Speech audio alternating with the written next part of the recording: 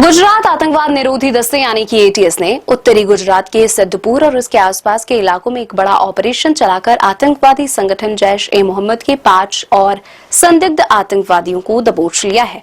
गौरतलब है कि इस आतंकी मॉड्यूल से जुड़े 8 आरोपियों को पहले ही गिरफ्तार किया जा चुका है। जांच एजेंसियों ने चौंकाने वाली रिपोर्ट के मुताबिक पकड़े गए ये सभी संदिग्ध देश के विभिन्न संवेदनशील हिस्सों में बड़े पैमाने पर सिलसिलेवार बम धमाके करने की भयानक साजिश रच रहे थे। इस आतंकी मॉड्यूल से हुई शुरुआती पूछताछ में खुलासा हुआ है कि इस पूरी साजिश के मुख्य सूत्रधार मोहम्मद अयूब और अमीन शेरा है।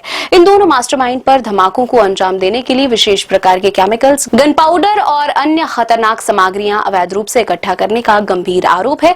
अपनी विस्फोटक क्षमताओं और नेटवर्क की ताकत को परखने के लिए इन आतंकवादियों ने गुजरात के अंदरूनी ग्रामीण इलाकों में अलग अलग जगहों पर 7 से 8 छोटे ट्रायल ब्लास्ट भी किए थे।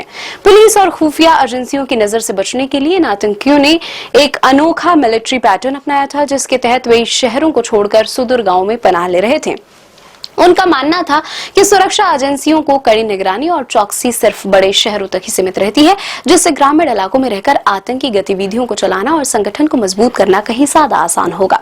हालांकि एजेंसियों को चकमा देने की उनकी ये चाल पूरी तरह नाकाम साबित हुई।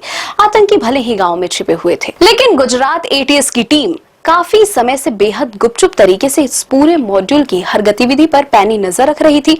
जैसे ही एजेंसी को इन आतंकियों के खिलाफ मजबूत और पर्याप्त सबूत मिले, उन्होंने बिना किसी देरी के एक साथ छापेमारी कर इन 5 आतंकियों को गिरफ्तार कर लिया। फिलहाल देश भर में फैले उनके अन्य नेटवर्क और स्थानीय मददगारों का पता लगाने के लिए सभी आरोपियों से कड़ी पूछताछ की जा रही है। पब्लिक प्रोसिक्यूटर पीआर दंतानी ने कोर्ट के सामने रिमांड की मांग करते हुए कहा, एक बेहद चौंकाने वाला खुलासा किया। उन्होंने बताया कि पकड़े गए आरोपियों में से एक ने टाइम बम बनाने का सक्रिय प्रयास किया था।